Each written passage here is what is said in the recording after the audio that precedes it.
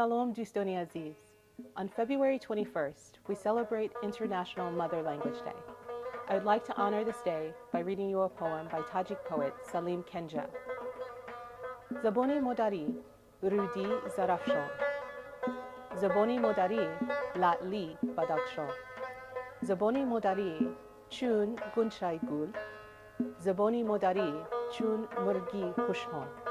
Teşekkür.